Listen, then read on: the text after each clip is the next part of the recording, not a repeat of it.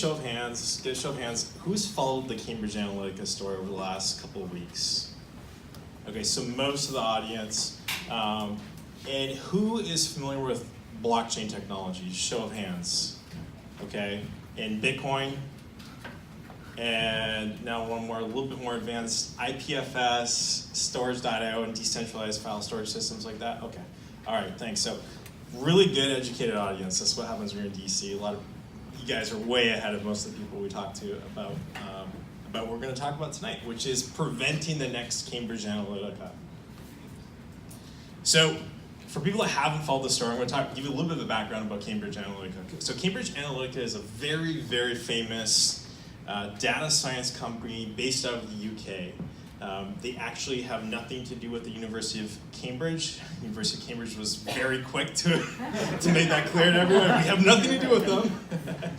And what they do is they do predictive analytics in an area where they combine data science with psychology, okay? And what's really interesting about their application of data science and psychology is they're using it to try to influence elections, most notably the United States presidential election, where they were behind the Trump campaign, okay? So data science in the political space, I mean, we're on the DC space, probably there's people in this room who've done data science for political campaigns. It's been around for years. We know that this stuff happens. Facebook and Google both backed the Obama campaign. What went wrong this time? What happened? Why are people so interested in this story when, like, 4 years ago, 8 years ago, people don't really care when Obama was using data science? Well, there's a couple of different things that they did that were a little bit unethical, we'll say. So, first thing is how they got the for research purposes, but then they didn't actually use it for research purposes. They just went and partnered up with Cambridge Analytica and then started to use that data to try to influence national elections here in the United States, okay?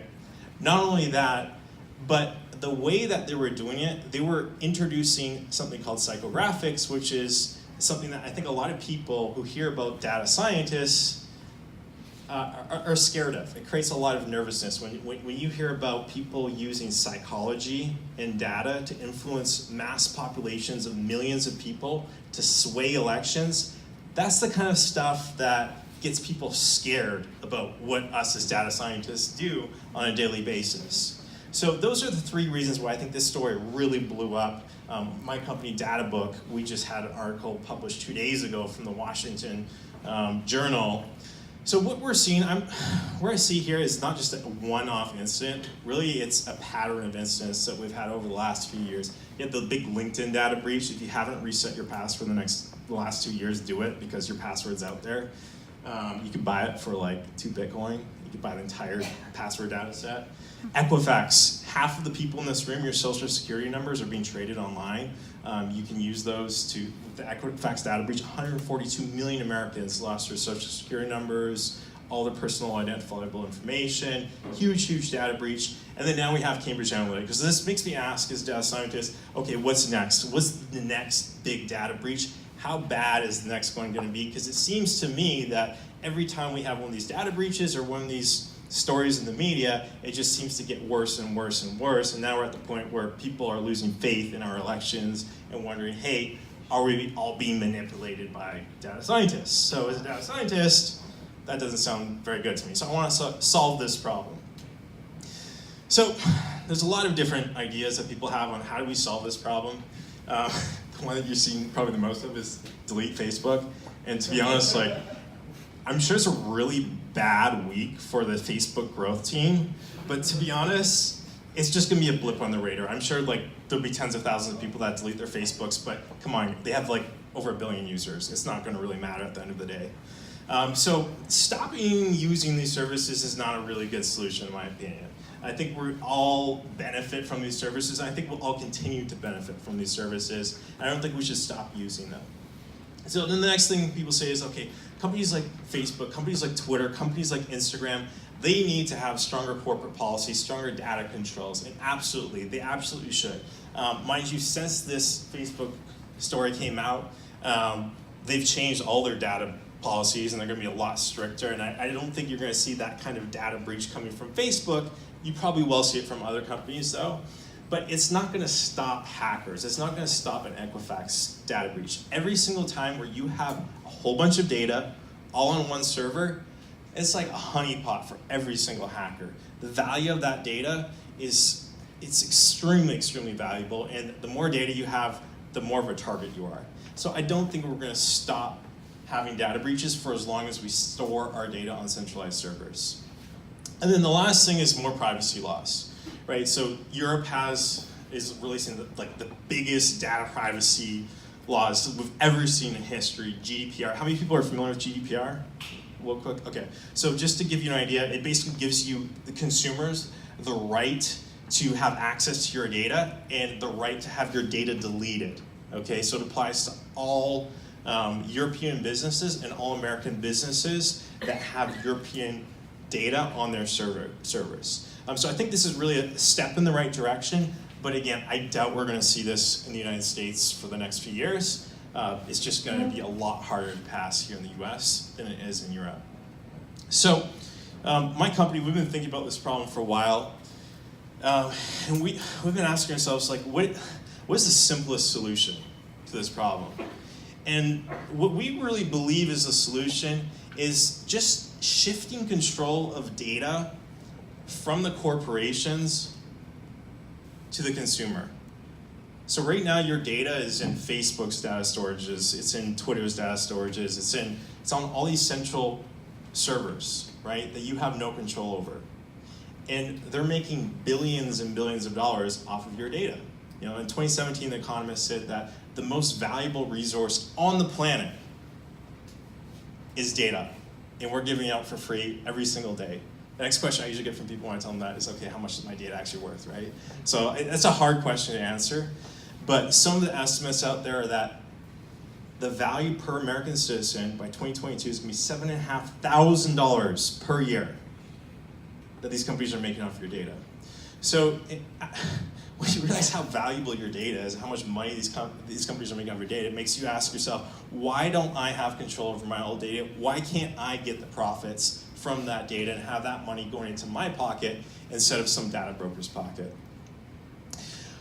So imagine if you leverage blockchain technologies, because to be honest, for the last couple of years, we haven't been able to build this. The technologies have not existed. But in the last couple of years, we've had some new technologies evolve, blockchain being one of them, decentralized file storage systems like IPFS and storage.io being another one of them. And just quick overview of those if you guys haven't heard of them. So blockchain basically is like a trust mechanism that allows you to interact with other people without having to have any trust. Okay, so you can create decentralized services that are not controlled by any central authority, that operate on their own, and you can throw them up there and they'll operate on their own forever. No one can shut them down. Decentralized file storage, what allows you to do is have data or have files and have them thrown up on these decentralized systems, almost like BitTorrent, where you're taking a file and you're not just storing it on one server, you're taking little bits of it and you're storing it on thousands and thousands of different nodes all around the world, and everyone works together as a network to support each other's data and keep it online. So if one node on the network goes down, it doesn't matter. You can't stop these systems. There's a funny video on Facebook I watched yesterday.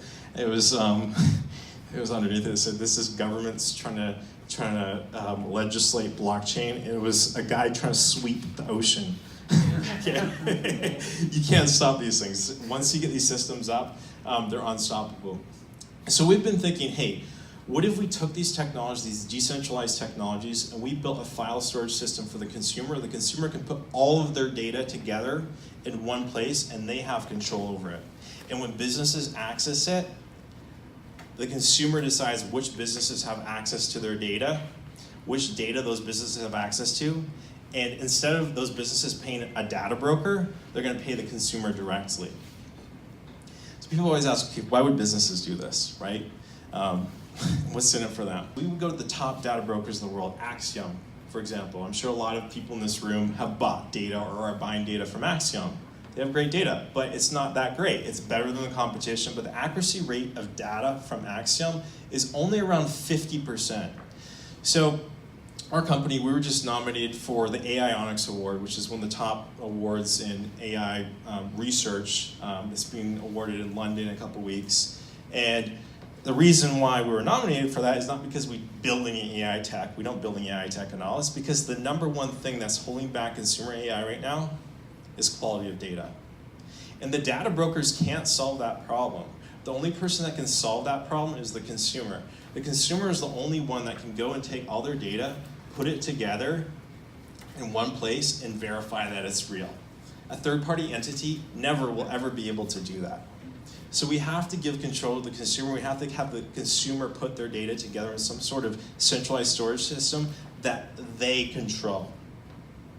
And with the accuracy of data going from 50% to 100%, we're going to unlock the power of AI like we've never seen before. It's going to be orders of magnitudes of shift that, like, I can't even imagine what's going to happen once we unlock this. You're going to also have a lot more access to more data. So the data brokers, they have access to some stuff, but some stuff they can't sell, right? Whereas you as a consumer, you can sell whatever you want, right? Like, they can't, things like your credit card transactions, things like that, your location data, a lot of that stuff, they don't provide that because it's too sensitive. But if I'm a consumer and I say, hey, I want to go sell that, if the price is right, I'm able to do that, right, if I want to.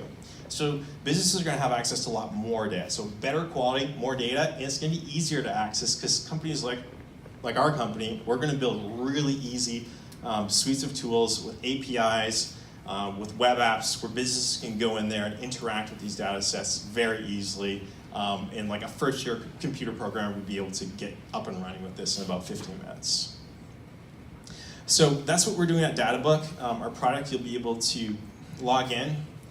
When you log in, we'll stop all the data brokers, all the major data brokers from selling your data. So the Axioms, the Equifaxes, those companies, we're going to opt you out of all those so that they can no longer sell your data. And now you're going to have much more control over what data is up there. I opted out with these guys myself. I used to get so much junk mail. You can ask my wife, I get no junk mail anymore. It's gone, it stopped. After about 2 weeks, it was all gone. The second thing you're going to do is you're going to connect all your data to create your own data profile, and that data profile is going to be controlled with Ethereum smart contracts that only you have control over. And the data is not going to be stored on any centralized server, it's going to be stored on a decentralized file system that only you can control, right? And then the third thing is once you build that data profile, what you're going to be able to is have control over that and be able to monetize it, control which businesses have access to your data, which parts of your data they have access to, and when they do access it, the companies that you do support, you're going to get paid for the value of your data. We have a really strong team. We have some of the top people in the world working on this. We just recruited a director of engineering he spent the last 4.5 years working with the founder of the World Wide Web, Sir Tim Berners-Lee, from MIT, running MIT's Solid project, which basically tried to solve this, but in an academic setting. Now he left that project to join ours because he wants to now commercialize that research and take it out into the main space. We also have one of the top designers in the world, Gleb Kuznetsov, Russian, who normally designs for Steve Jobs' wife, Lorraine Jobs. He's an award-winning designer, has been rated top designer in the world, he's been rated most influential designer in the world. And we're continuing to grow our team. We have multiple PhDs. We're looking for more people in the DC tech space to contribute to this project. So if you have some experience on the coding side or on the data science side, and you're interested in contributing to a project like this that's really going to fix some of the most foundational problems on the internet, come see us afterwards and let us know, because we'd love to get as many people in the DC community participating in this project as possible and really helping to reshape the future of the internet and solve this problem, which I truly believe, is the biggest problem on the internet today. That's all I have for you today. Tweet us, databook.one, or visit our website, and there's my phone number and email if you want to ping me personally. Thanks guys for your time.